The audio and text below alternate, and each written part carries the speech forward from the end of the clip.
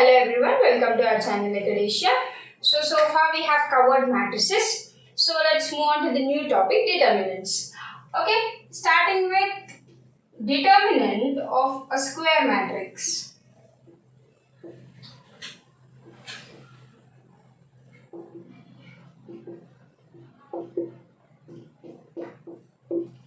Okay, now if we are given a matrix called A, like A, B, C, D, how we will represent the det is, this is the det of A.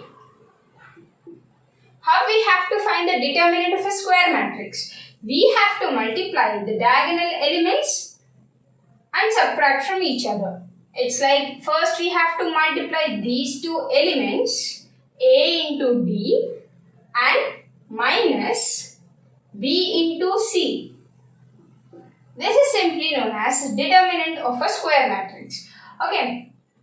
And now let's see minor of a square matrix. What do you mean by a minor? Let's take another example like A1, B1, C1, A2, B2, C2, A3, B3, C3. And this is a matrix that we are given. For this matrix, what do you mean by minor? This is what we will represent A1. It's in ith row and jth column. Okay, it is in the first row, first column. For this will be the minor. The adjacent to this mean for what the element we choose no matter which row or which column, we have to cover that row and column and remaining will be the minor. In simple language, let me explain with an example.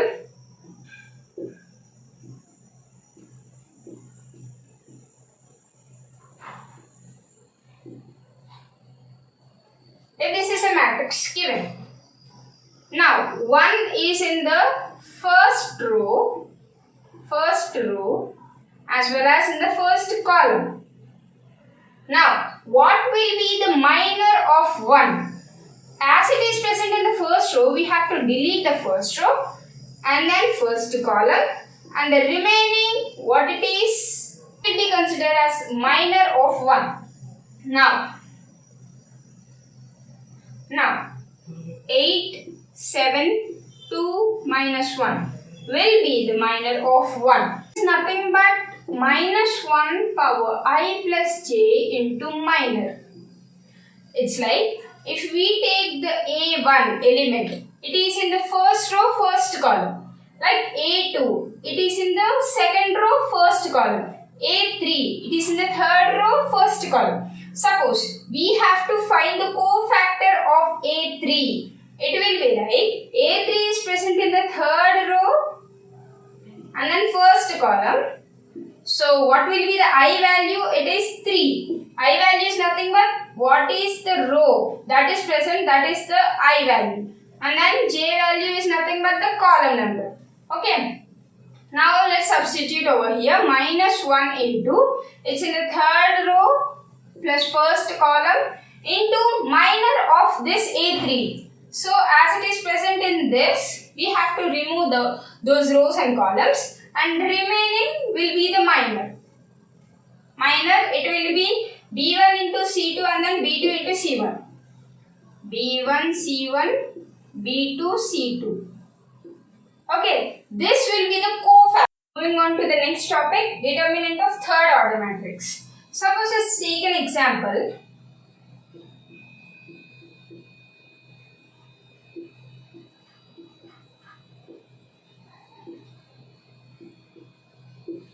Suppose this is a matrix A given.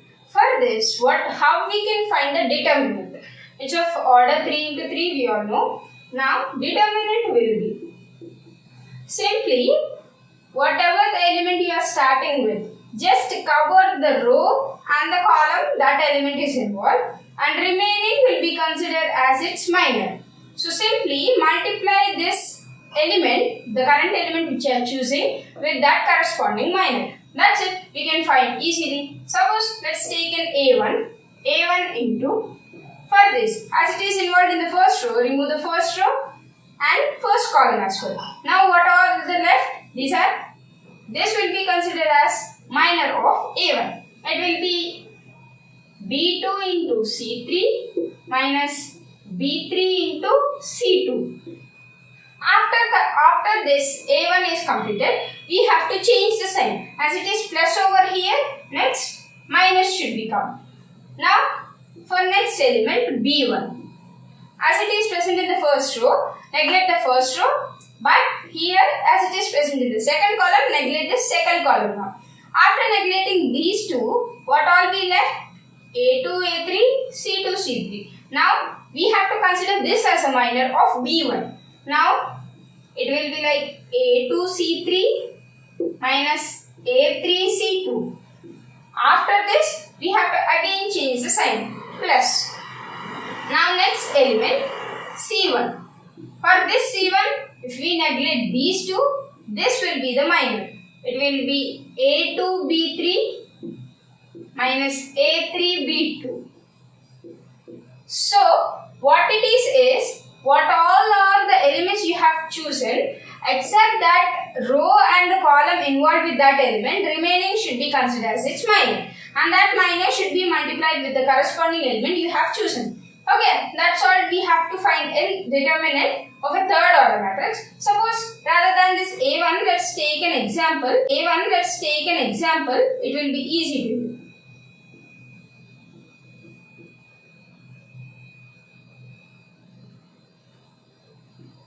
If you take this example, so first, starting with the 1, you can do like this. You can choose in this way or as this way. Okay, you can take A1, B1, C1 you have taken here. Now you can take A2, A1, A2, A3 as well. Suppose, let's do like this also. Suppose if you take first determinant of A, it will be 1 into 5 into 3, it's 15. And 0 into 0 is nothing but 0. Now let's take this. It will be minus 4 into, we have to remove this row, this column. What all left? 2 into 3 is 6. 0 into 3 is 0.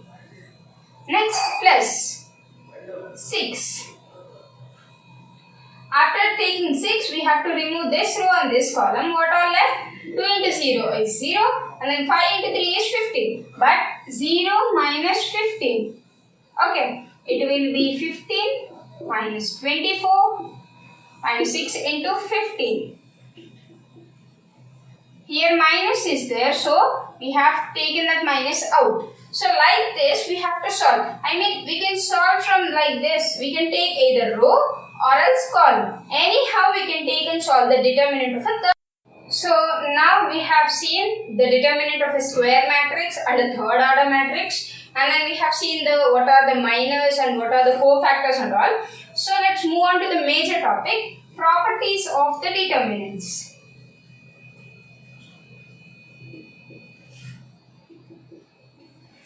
Properties of determinants. So let's start with, suppose if any row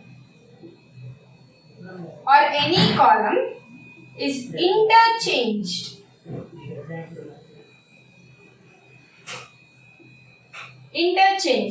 then sign will also change.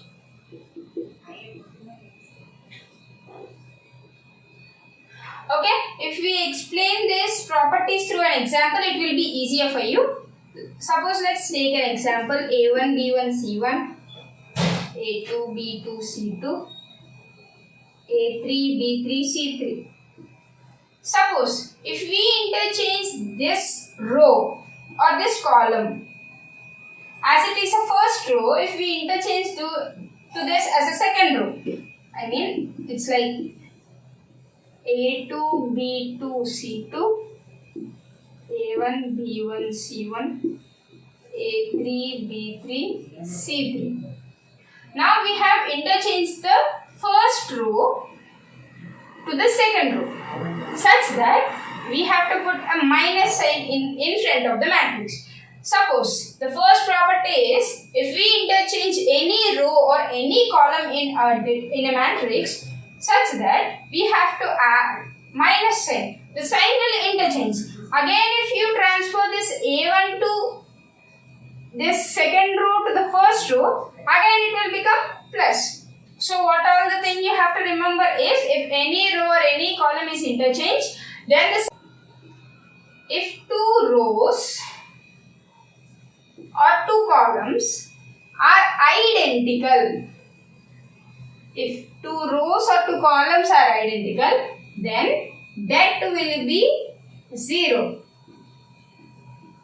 Okay? If you take a matrix called A, it has 1, 1, 1, 1, 1, 1, 1, 2, 3. Here we have two rows identical. If any matrix contains two rows or two columns identical, simply we can say that this value will be 0. The det of A will be 0 as it has two rows equal. Next one. Suppose if we have a matrix like this.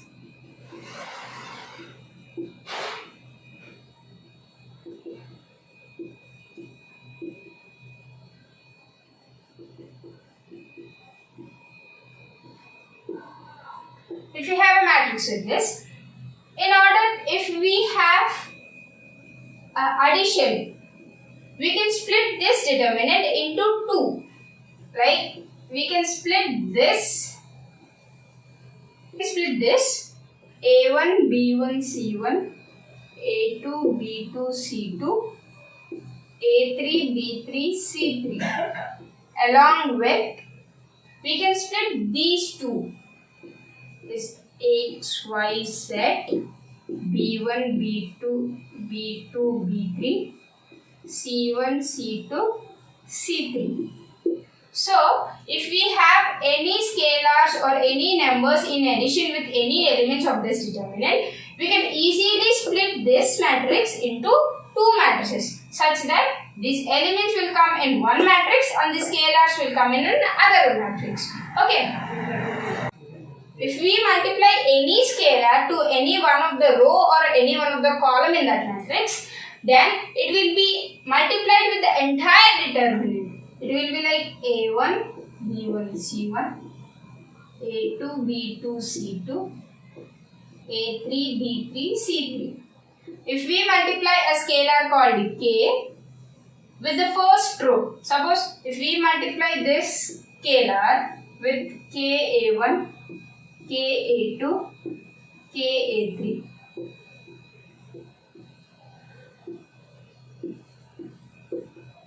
If we multiply any scalar with any one of the row or any one of the column, simply we can take this K outside the matrix such that the K will be multiplied to the entire determinant. It will be, we have to just remove this K and we can keep outside the matrix. Okay. Next, if we find a determinant of a matrix A, that determinant will be equal to the transpose matrix determinant also. This is one of the standard result. Okay. And next, if we multiply two matrices and then if we find the determinant, or else if we find the separate determinants of the two matrices and then if we multiply, and if we change the order also, the result won't change as it is. So here are few standard results. So let's see. Determinant of a nilpotent matrix. So in the previous video we have learned some of the special types of matrices like nilpotent matrix, Hamilton matrix, idempotent matrix, involutory matrix. So these are the standard results that we have to remember. Suppose if we identify that matrix as a nilpotent matrix, then immediately the det of the nilpotent matrix will be 0. Same, nilpotent matrix is nothing but A power P should be 0, where P belongs to a natural number. Now, determinant of orthogonal matrix will be 1 or minus 1. Orthogonal matrix is nothing but A into A transpose is equal to I. And then determinant of a skew symmetric symmetric matrix will be 0 when it will be a odd order matrix. Suppose if we have a matrix of odd order like 3 or 5, those matrices of skew symmetric matrices, the determinant will be A transpose is equal to minus A.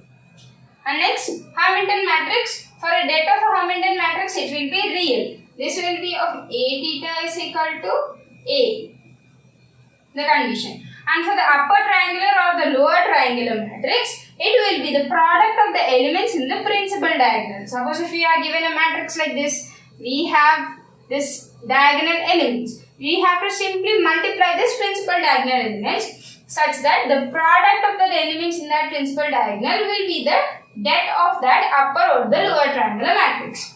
Suppose idempotent matrix, it will be 0 or 1. Idempotent matrix, it will be like A square is equal to A.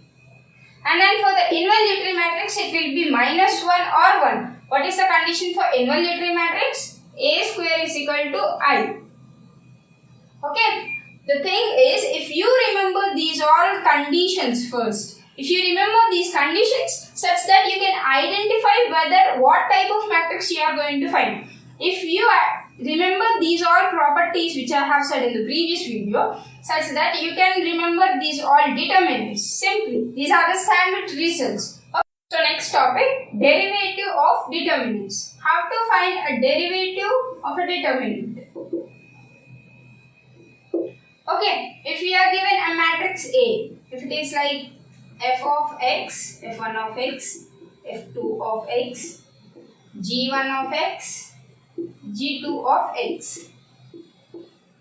If this is the determinant we have given, in order to find the derivative, the condition is, first we have to derivate either one row or one column, and remaining we have to leave.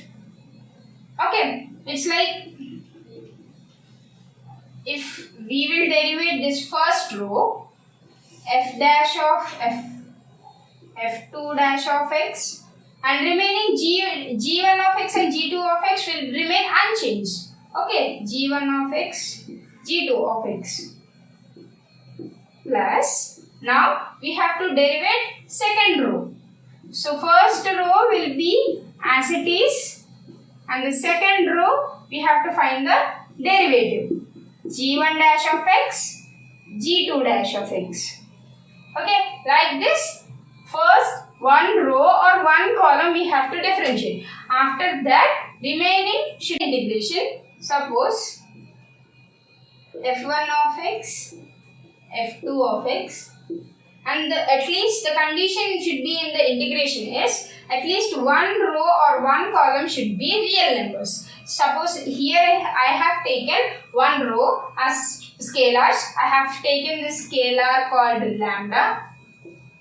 Okay. In order to find the determinant integration of this determinant A, we have to choose the limits from B to A or A to B, anything. For this, integration B to A, f1 of x into dx, integration B to A, f2 of x into dx, and remaining will be unchanged, the lambda 1 and then lambda 2. Suppose if we don't have this real numbers in any of the row or any of the column, then the integration won't be applicable. The thing is, any one row or one column must be real numbers. Okay, this is the. So today we have covered determinants of second order, third order, and we have find the minors, cofactors, and we have seen many properties and few standard results, and we have seen how to differentiate a determinant, how to integrate the determinant. So that's all for today's video. If you like the video, please like, share and comment. In the description I am leaving a Telegram link. If you have any doubts or any queries, or else if you want any materials to read, we will provide you there in the Telegram group. So please join there and ask your doubts, and we will provide the free mentorship as well. So that's all for today's video. Thank you.